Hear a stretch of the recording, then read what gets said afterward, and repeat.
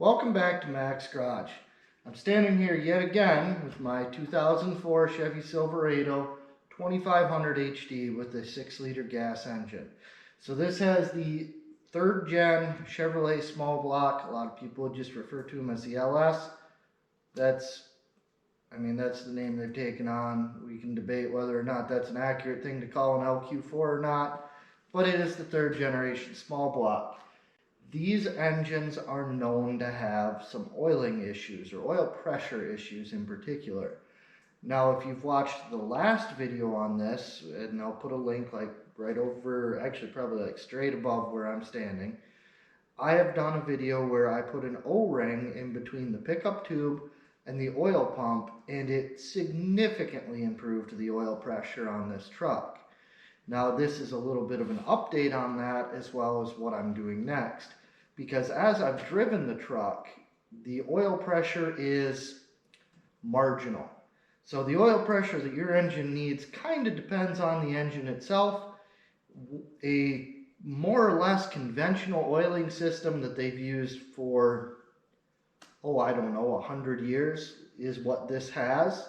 So it oils your crankshaft, your rod bearings, your cam bearings, your hydraulically adjustable lifters, and that's about it. It also has an oil cooler on it. So this type of oil system was used for a very, very long time. Your newer engines, and by newer I mean within the last, probably starting about 2005, maybe a couple before that. So several of them didn't really get to this point until later, but we use kind of 2005 as the line in the sand, if you will. Engines past that point, more modern engines require more oil pressure than what these old ones did. But what these old ones need is, depends on what you listen to, either 7 psi per 1,000 RPM or 10 psi for 1,000 RPM. Another way to say 10 psi per 1,000 RPM would be 1 psi per 100 RPM. All right, so did that confuse you yet? I'll give you a little bit of a kind of a baseline on that. So at 10 psi per 1,000 RPM, obviously this is hot, warmed up, oil is at full temperature. You're going to want 10 psi at 1,000, 20 at 2,000, 30 at 3,000, 40 at 4,000, etc. Going on. The higher you go, the more oil pressure you need.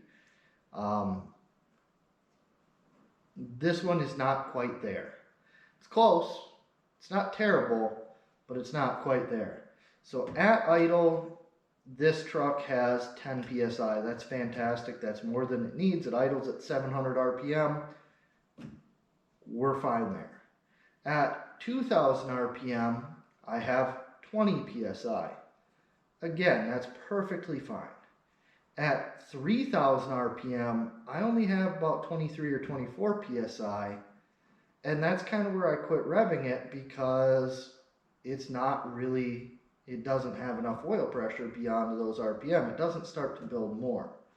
So if I were going to drive this truck as just a normal commuter and stay off the highway, because this thing has 410 gears, to run down the highway at 75 miles an hour, I'm turning like 2,800 RPM, something like that.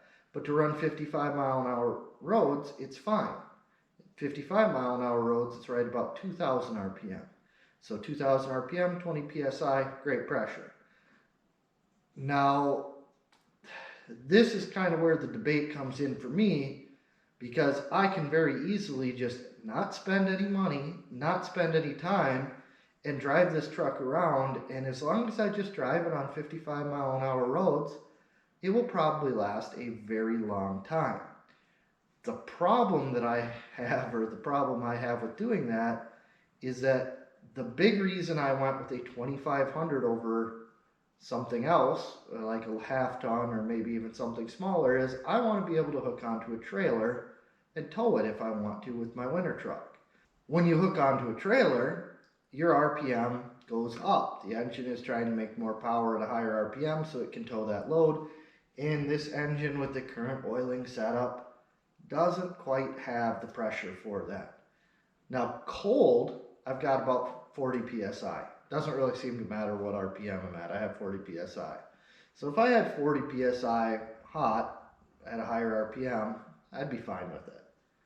But I'm like right at that edge where I've had a lot of debate on this.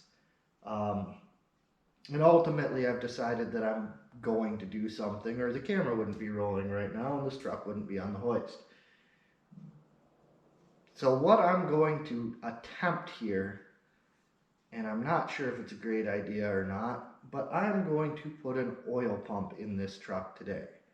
So I've actually got 3 different oil pumps here. Along with those, I have the gaskets required to do it. So I have the front timing set, comes with the front cover seal. Actually, that looks like a water pump gasket if I'm not mistaken. And the water pump to block gaskets.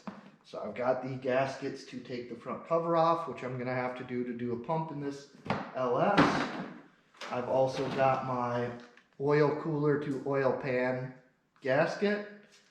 That is something that if you have a half ton, you won't need that. If you have a 3/4, I shouldn't say that. I think some of the half tons do have an oil cooler. If you have an oil cooler, you'll need that gasket. If you don't have an oil cooler, you won't. And then I also have the oil pan gasket. Now, these 2 ports on the oil pan gasket are pretty critical to oil flow. The gasket that's in this truck is not very old, like 2,000 miles. And I may get this down and decide that I'm not going to put a new gasket in it, but I probably should. I probably will. We'll see. So those are my gaskets. Along with gaskets, I also picked up a timing chain. So I've got a timing chain and gears. Now the reason that I've got this here is because this is going to be like a 7-hour job. And if I get in there and it needs a timing chain, I'm just going to put it in. If I get in there and it doesn't seem like it needs a timing chain, I'll go ahead and return this. But it is a large amount of work to get down to this, and in order to change the timing chain, you have to pull the oil pump off. So I've got it here just in case. I'm hoping to not need this, but if I do, it's here. Now let's talk about the oil pumps I have. And like I said, I have 3 of them here. They are all Melling stock replacement type pumps. So this is not any of their high performance anodized high tech pumps. These are all just more or less a stock replacement type of deal. Now the first box I have here is an M295. This is a kit. It comes with the 324S pickup tube, which is the right pickup tube for this engine. If I'm going to do this, I'll just do the pickup tube as well. Now I'll go through them first, then I'll come back to the flows and the pressures and things like that. So that's the stock pump, the 295. The M295HV, again, this one comes with the 324S pickup tube. This HV stands for high volume. The last pump I have here is an M365. This would be your pump for a Gen 4 engine. So once the LS style engine started to pick up displacement on demand, which Chevy calls AFM, or active fuel management, where they use oil pressure essentially to shut off 4 cylinders lifters. So 8 lifters total, but 4 cylinders. They require a lot more oil and oil pressure to do that. So that's the pump for that style of engine. It will bolt right onto this truck, I do believe. And those are the 3 options that I have here. Now, the 295, in one rotation of the pump, it puts out 0.96 cubic centimeters, or not cubic centimeters, cubic inches. It puts out 0.96 cubic inches of volume of fluid, one turn of the pump. And it has a pressure relief valve set at 20 psi, which that's right where the pressure sits on this truck. So that tells me that more than likely I just have a lot of clearance and bearings and stuff. So this is probably acting kind of the way it's supposed to. The next pump I have here is a high volume. So that contains that same 20 psi relief spring, and it does have more volume. So this one has 1.14 cubic inches of volume, or roughly 18-19% more volume than the standard pump. Same pressure relief though. So the way that the pressure relief kind of works is if you have enough leakage within the engine, which you're supposed to have leakage within the engine, it goes back into the crankcase after all. If you have that, then when you hit your pressure relief, which is set at 20 psi, your pressure just never climbs beyond that. Typically what will happen is as engine RPM goes up, the pump makes more pressure, or more volume, more pressure than can be handled by that pressure relief valve, and it actually still builds pressure even though you're beyond the relief pressure point. So these ones are set at the same pressure, but they're different volumes. Now, Melling recommends this pump for basically wore out engines, which is what this has. This has pretty much a wore out 6-liter. It's got 310,000 miles on it. That's a lot of miles.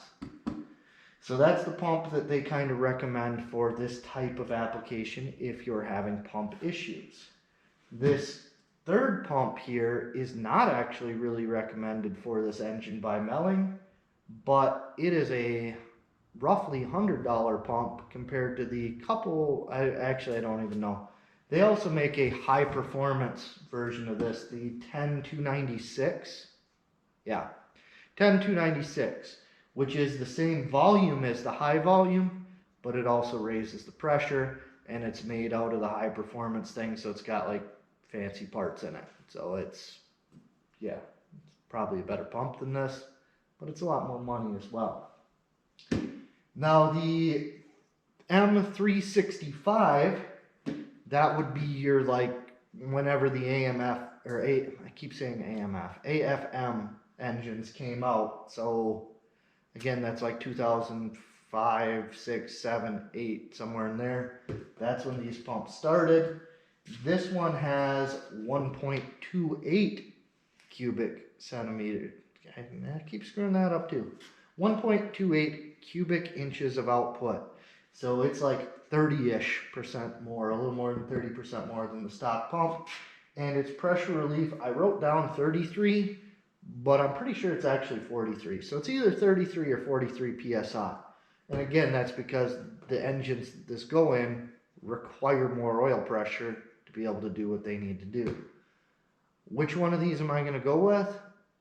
I don't know yet. I'll figure that out when I tear this apart, and we'll go from there. That was a super long intro, and I'm not totally done yet. One of the things that I've seen while I'm trying to look stuff up on the internets for this is that a lot of people are claiming you have to pull the front suspension out to get the oil pan off of these trucks. You absolutely do not. You're not going to need an alignment after doing this. You're not going to remove any suspension components. You will have to remove the front axle. You can do that without pulling the front suspension components apart on it, and I'll kind of show you how to do that as best I can. The lighting underneath this truck when I'm working on it is not super good.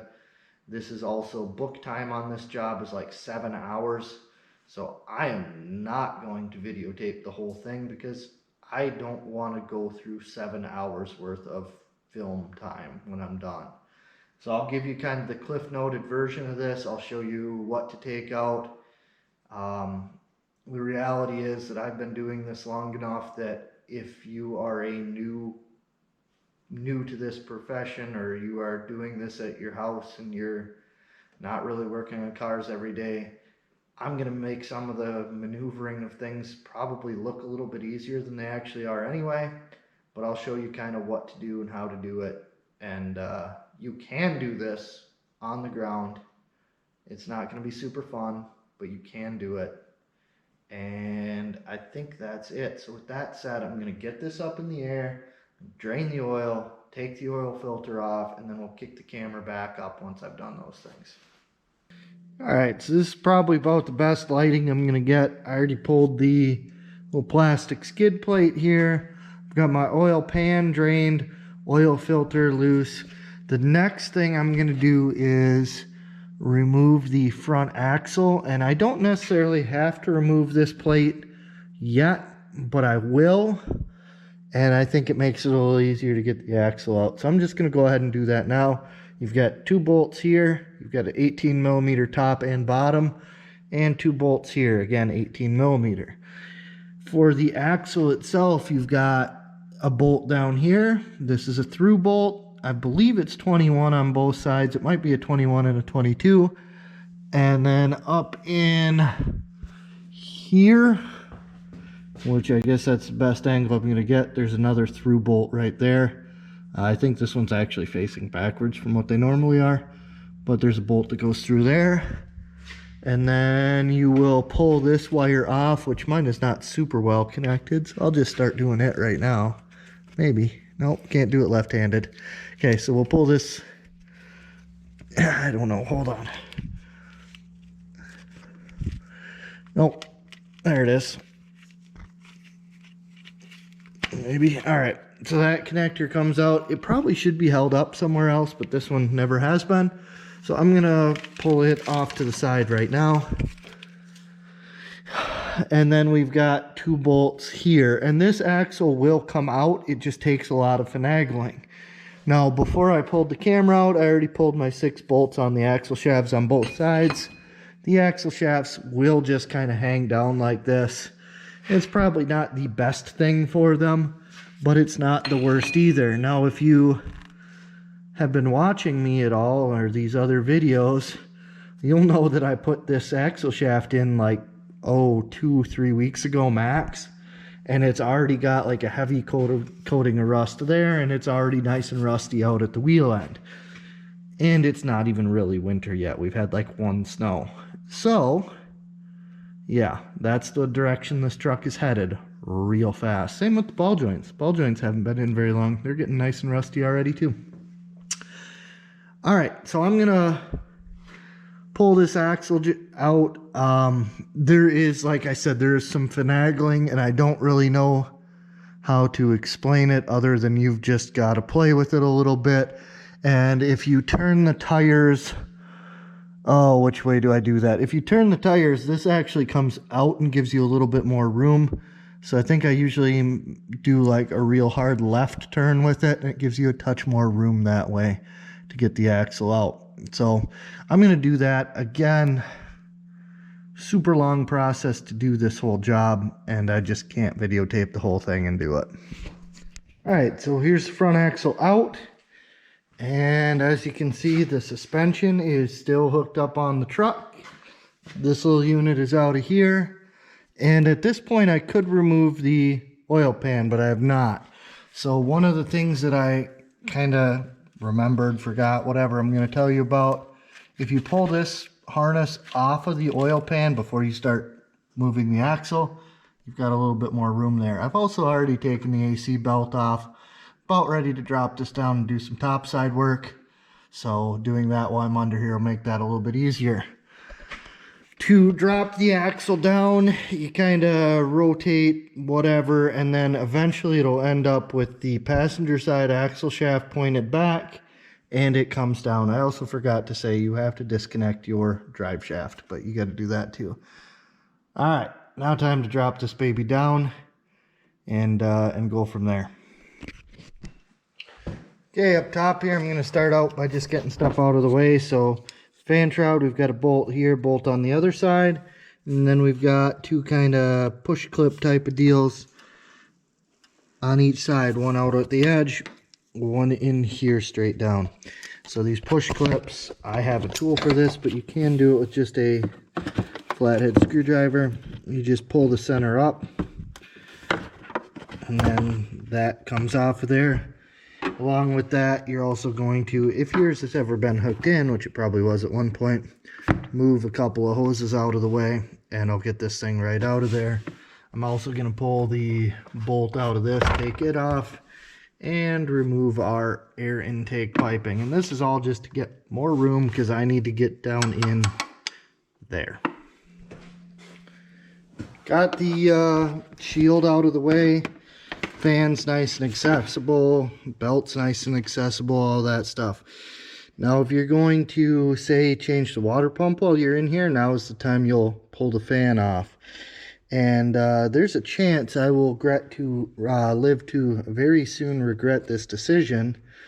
But I'm going to try to pull this water pump without taking the fan off. Now to get the water pump off, I've got 3 bolts, 1, 2, 3 on each side. I have the upper hose here, lower hose down there, and then these 2 hoses as well. So I am going to set you up on a time lapse for this one to see if I end up regretting my decision to leave the fan on.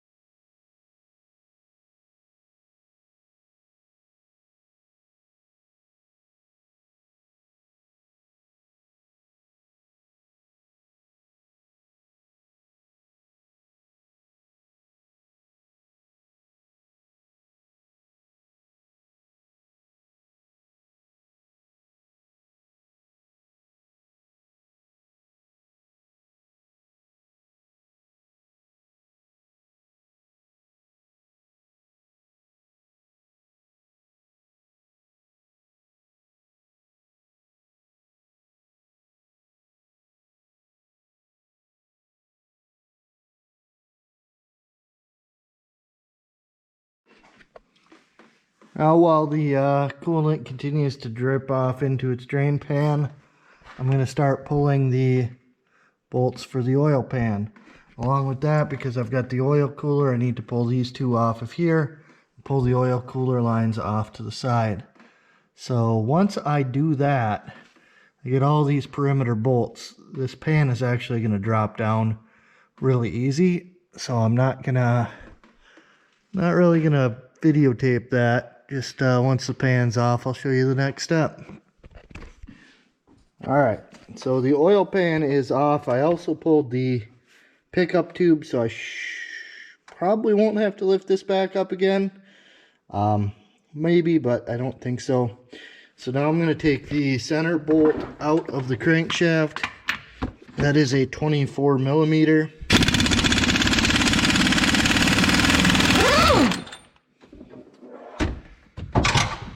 Alright, now I will use my puller. Now, I'm going to show you my puller here in a second, but it's really important not to pull on the outside. In the center of this thing, right? Yeah, that shows right there. There's a rubber ring. If you pull on the outside, you'll destroy the balancer. So I have a tool that fits down in here and actually pulls the balancer off. So I'll get that set up and show it to you. Alright, I think this will work. So the way this puller works is I've got a threaded piece that has a rod that slides into it, and then that rod goes into the center of the crankshaft. Now that rod, or that threaded rod, the puller hooks on to the balancer. I'm going to get it set up. I can't hold both of these. Alright, so you can kind of see on the back side the jaws go into a flat spot on the balancer, and then the center is like so. We thread our center point in here. Hopefully I picked the right length threaded rod. We'll find out here shortly. So now I got this kind of set up. Hopefully the camera's in a spot where it can see. There's a center hole in this particular one for a 3/8 ratchet. It may just pull off easy. Nope. Okay, so I'm starting to roll the motor over. So I put my 24 millimeter wrench on there.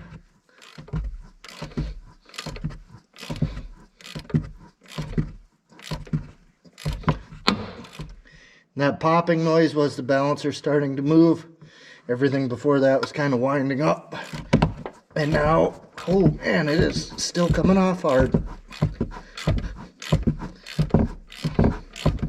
As it comes out, usually gets a little bit easier.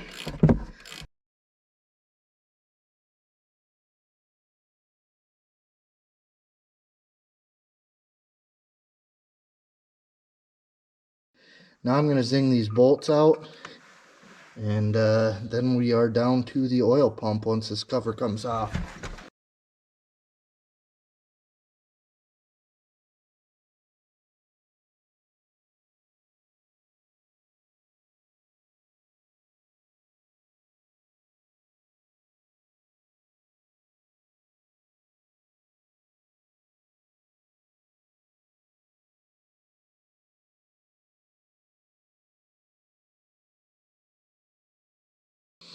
Alright, now I think this is still probably pretty good here. So I've already got the pickup tube off, which bolts on down in this region. And now I'm going to pull I think it's 4 bolts that hold it to the motor, which look to be 10 millimeter. Yep. Okay.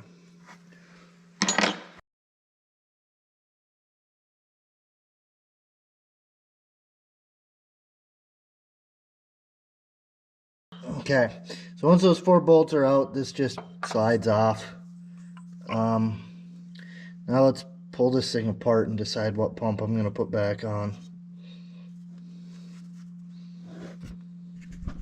I'm going to take this pump apart, kind of give it a look over, see if anything looks obviously wrong.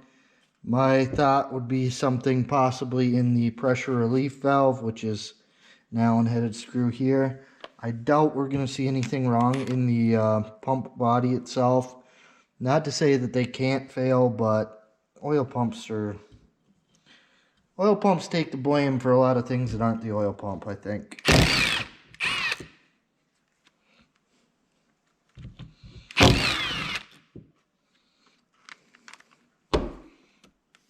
Stanky.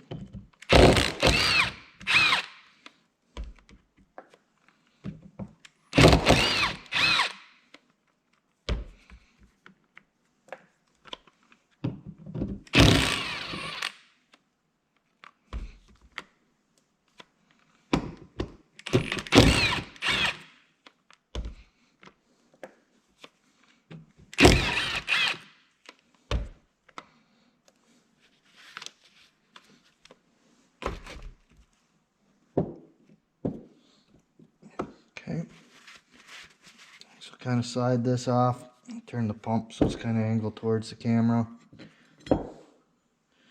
So inside this cover, I mean, for 310,000 miles, that's virtually no wear at all. That looks real nice. The gears themselves,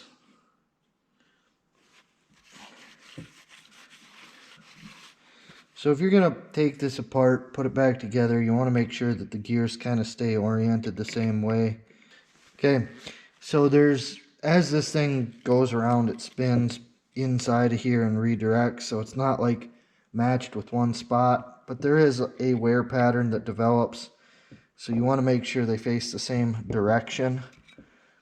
These come out, and again, these look, I mean, there is wear on them. I probably am not going to be able to see it in the camera. There's a wear pattern, but those look pretty dang nice. So if we have an issue here, it's going to be in the pressure relief, which is very possible.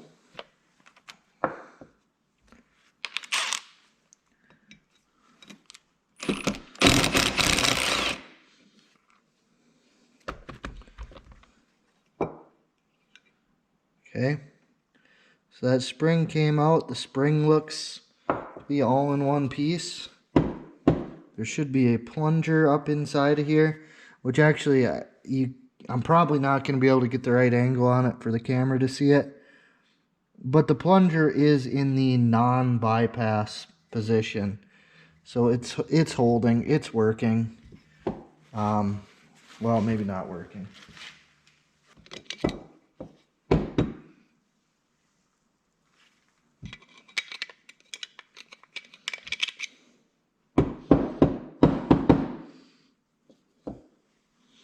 Come on. Doesn't want to come out. It's being shy.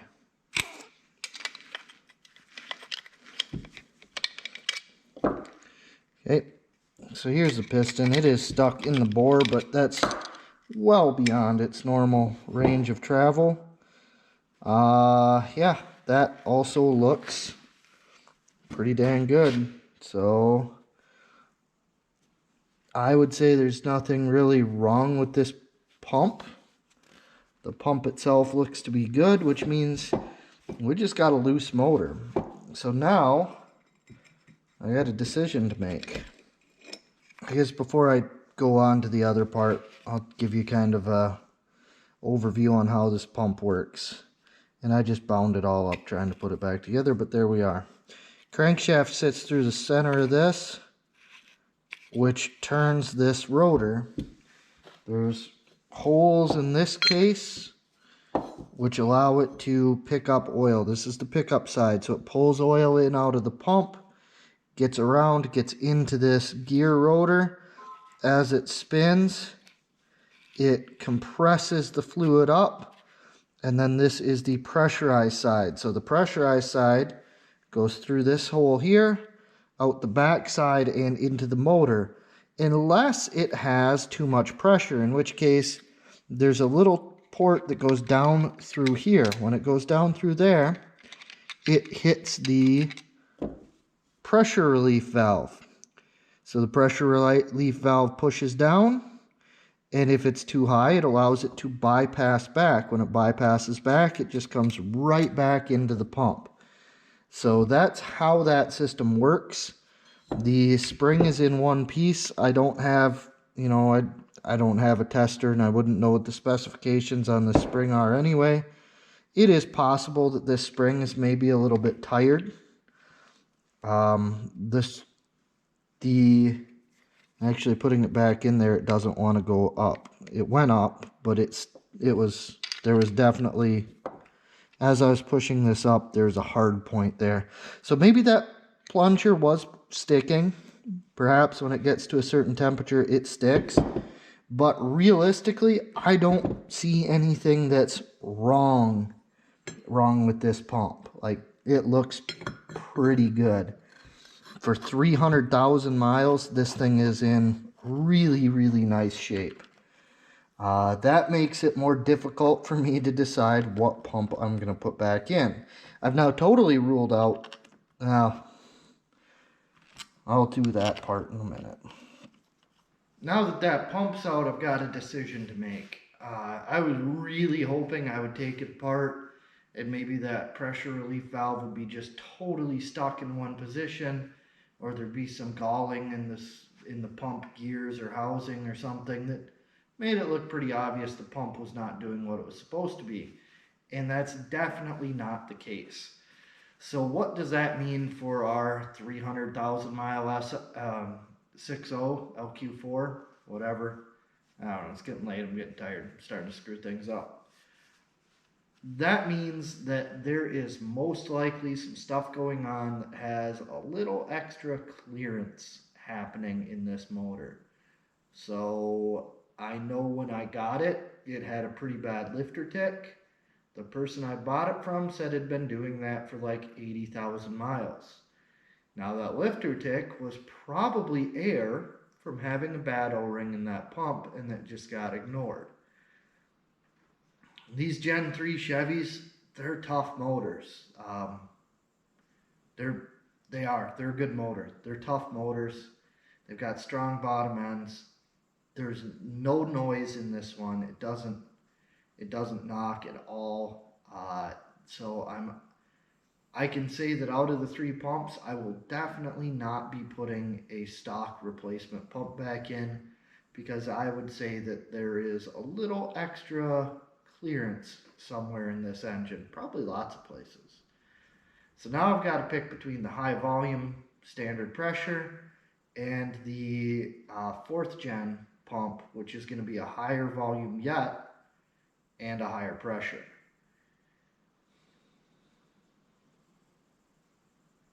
I don't know. I'm going to think about this one for a little bit. I've also got to decide on that timing chain. And I've got it here. I really don't want to spend any more money on this truck than what I already am. But I'm also going to be really pissed off if I do this amount of work and then the timing chain lets go, which if you saw in that video, it's got a lot of play. You can move that thing like probably ½ inch either direction, maybe more. It's got some slop in it. So with that said, I'm going to go sit down, take a break, think about things, and decide what I'm going to put back together here. After taking a little bit of a break and actually talking to one of my friends that's pretty knowledgeable, and I trust his opinion on stuff, I've decided to go big or go home. The reality is that that pump that I took off of this engine looks great. There really wasn't any issues with it. So the O-ring that I fixed, yeah, that was a problem. But there is something going on inside this motor that is probably a little bit loose, a little bit tired, and some extra flow is going to help that. Now this M365, the 4th gen pump, which if you want to look this up by application, check out like a 2009 Silverado with a 5.3. That's the pump for this. It's got a lot more volume than stock and a little bit more volume than the high volume. And it also has a slightly higher pressure relief. I did check it out. It is 33 PSI. So it should have just a little bit more oil pressure. The reality is that at 310,000 miles, if this motor lets go, it's not likely to be because I'm giving it too much oil. There's lots of other stuff that could be going on. Also, I cleaned up the timing cover area and I decided to put the new chain on it. So the chain's already installed. I'm not going to show you guys that part. I'm getting ready to put this M365 pump on.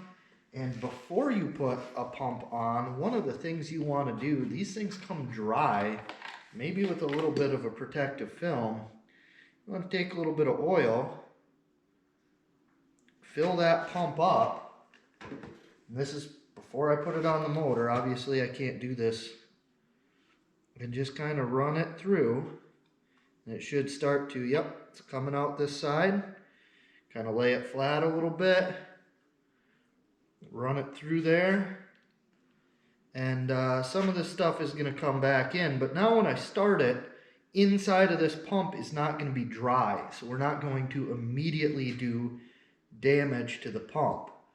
I can take and maybe put a little bit up. I mean, there's already oil up in here. The reality is that's about as good as I'm going to do on an LS pump. I can't turn this by drill like you can with the old one because it spun off the crankshaft. And I don't have the special lubricating tool to do this, which my guess is if you're watching this video, you don't either. But they do actually make a tool that you can plug into these LS's and pressurize oil through the system. And you can kind of do whatever that way. So I've got this lubed. It's pre-lubed a little bit. It'd be kind of nice if maybe it had a little bit more, but it should be good to start and not do damage now. Alright, now this should just kind of slide on here. I'm losing some of my oil. Yep. Okay, that's fine. That just means there's enough in there. Torque spec on these bolts is 18 foot-pounds, and it's probably not necessary. Hopefully it doesn't hurt. I'm going to put a little bit of the blue Stay Tight juice on these.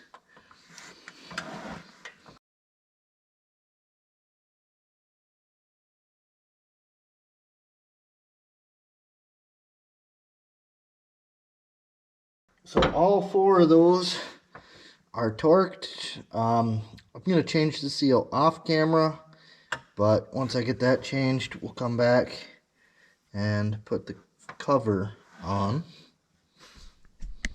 Now to put the cover back on, I'm going to take can't really see what I'm doing, but I'm going to take a couple of the top bolts, slide them through the cover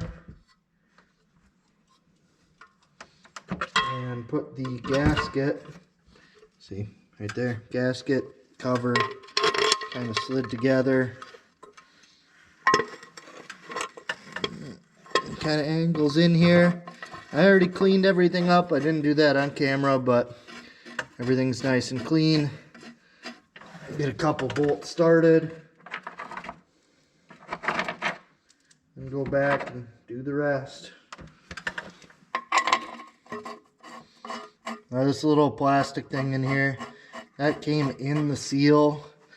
Sometimes on like your bigger trucks, you'll have those to protect the seal while it goes over the crankshaft. In fact, I have one of those in a different video on here where that's the case. But I'm just going to go ahead and get all the bolts started. I will find that bolt and install it at some point. But for right now, what I'm going to do is not actually tighten this cover. It's kind of one of the weird things with an LS is everything has to line up based on other parts. So I need to just kind of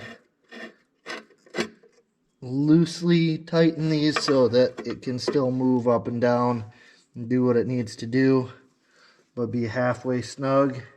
Okay, so the cover's still not super easy, but it moves around, which it needs to be able to do. This sleeve, probably should have just pulled it out of there, but I didn't, so that's coming out now. So what I'm going to do, I'm going to put the balancer in, that's going to center off the seal, and then I'll be able to go underneath and kind of use, I mean, I can get it pretty close. This is close. So I'll go ahead and put the balancer in, show you how to do that. Fortunately for me, the installer that I've got has the right thread pitch, but it doesn't fit this crank. It's too short. So what I'm going to do is I've got a little bit of oil inside the ring of here. I cleaned up the area where the seal rides real nice. I'm going to set this thing on here. If you remember when I pulled this off, I said you can't pull on the outside. Same thing with hammering. You don't want to put a board across there and hammer on it. You've got to hammer on this center if you're going to do some less than approved installation techniques on it. So I've got a socket that fits the center of this hub pretty good.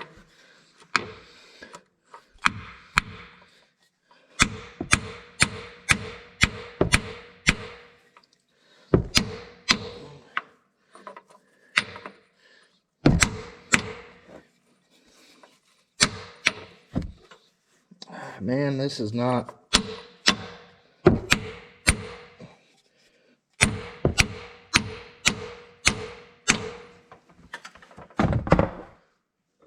And as I put this on, I'll kind of check the bolt. And we don't even have threads yet.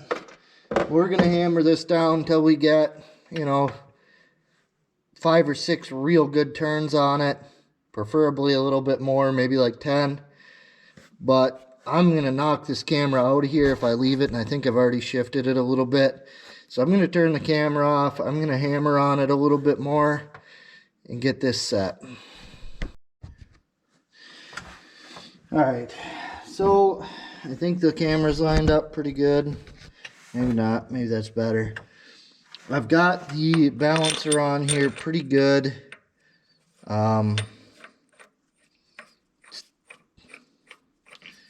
Yeah, that's enough that I'm going to start pulling it on with the center bolt. Now this is not, none of what I'm doing here is real great. The right way to do this is with an installer so that you don't have, one, I was hammering into the thrust bearing in the crankshaft, and 2, now I'm stressing out the threads of this crankshaft and this bolt to pull it on. So I'm holding with my left hand, turning the ratchet with my other hand, and yeah, It's going on. I'm going to cut the camera off. You can probably still hear me. Now I'm up under the truck. I've got the balancer tightened up. The cover is still loose-ish. I can move all of these bolts by hand if I want to.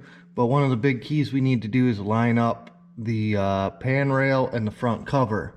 So GM has a special tool that you use for that. It basically bolts onto those forward front holes and lines everything up. I don't have that tool, but I do have a nice clean oil pan, and all of these surfaces are free of any debris as well. So I'm going to put the oil pan up in place. I'll put these 4 forward bolts in, tighten them up, and then I will tighten the ones on the block really well. I will snug these so it has a little bit of room to pull back, or the ability to pull back, and then I'll throw a couple more in the back as well.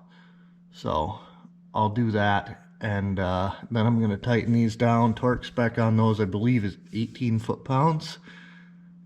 Maybe I should look that up. I'll look that up. As long as it's right, I'll leave it in the video. So once I've got that all snugged up, I'll tighten up the cover. And I'm not going to do that because I am running out of digital room on this camera. So we'll get to the next big step. Alright, so I've got this up in here. I'm going to kind of show you what my setup is. I've got no gasket in the pan, so it's just flush up against the rail. This bolt is tight. This bolt is tight. These are beyond finger tight, but not real tight. So just give them a good snug. That allows this to slide in and out. And then I've got a couple of bolts back farther to hold the back of the pan up. So what that's doing is acting as basically a straight edge to hold everything down. And then I went through and torqued all of these down to 18 foot-pounds like they're supposed to be, except for that one that I can't really get a wrench on, so, or a socket on, so I just put a wrench on there because I don't feel like pulling the compressor. So, alright, now I'm going to zing this pan back off, and we'll go again. Now I'm going to install the oil pump pickup tube. I've already got some fresh clean engine oil on that O-ring. Should just kind of work it, pop it up into place. And there we go, there's that. Throw our bolt in here. This little guy gets torqued to 106 inch-pounds. The 2 further back on the screen are 18 foot-pounds. So I'll get this torqued up and we'll move on to the oil pan. There are a couple tricks to installing this oil pan. One of them is that you're going to put a little bit of liquid sealant any place there is a mating surface. So there's 4 corners. There's a spot where the timing cover hits in the block in the front, and then where the rear main cover hits the back. A little silicone on all of those. Then bring your pan and gasket in.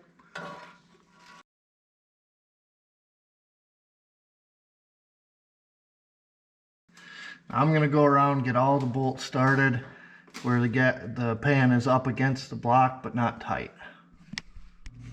Once you have all the bolts around the perimeter of the pan kind of snugged up, not super tight, but where the pan is actually up, you come back to the back side and there's a bolt here and a bolt here, which I've already started to install.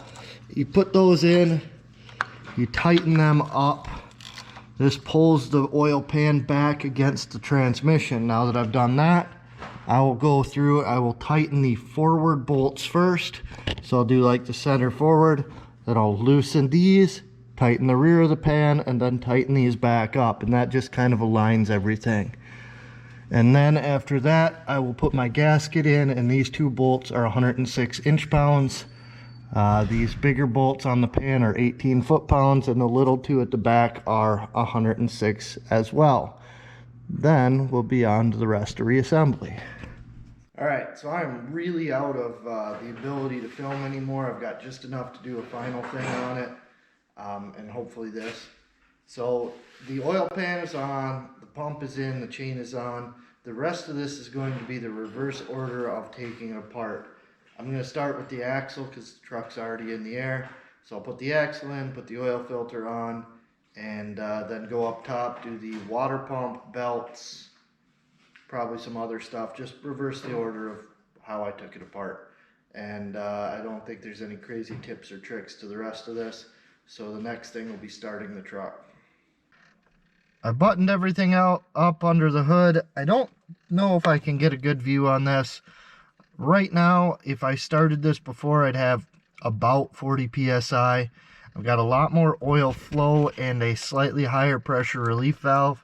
I don't think the pressure relief valve is going to come into play too much with cold oil, but I have not started this yet. So if I don't start to build oil pressure in probably, these things flow pretty fast. I did oil the pump. The oil should work. It should pick up, and we'll see what it gets. I'm guessing probably north of 60.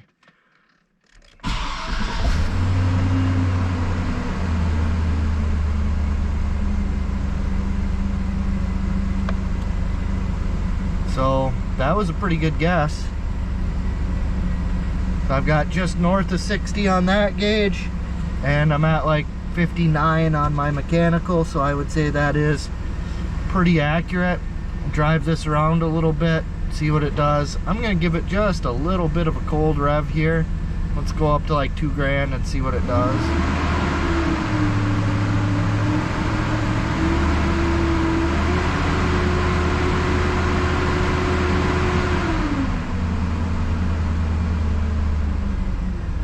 So on the mechanical gauge, that was about 70.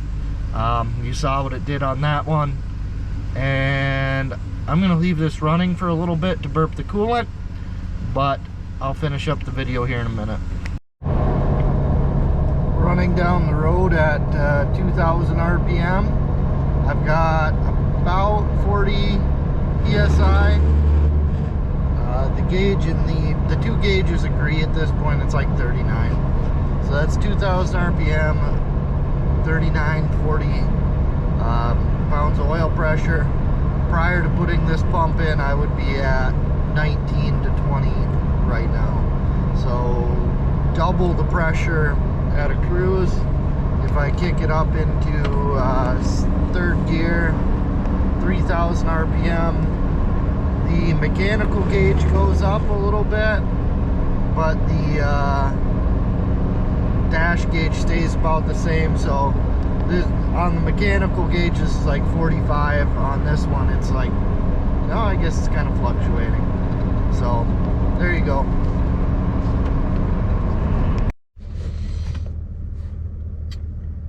All right,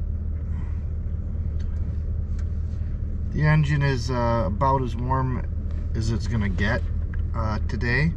So this is what I've got for idle oil pressure.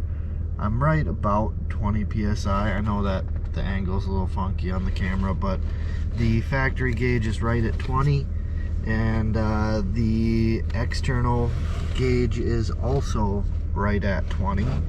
So yeah, so that's about double what I had before this oil pump change as well. So it still doesn't have like super crazy oil pressure hot, but it is a lot better than it was. Let's rev on it here a little bit, see what it does. Okay, so pretty much immediately goes up to 40, and actually the mechanical gauge is closer to 50 right there.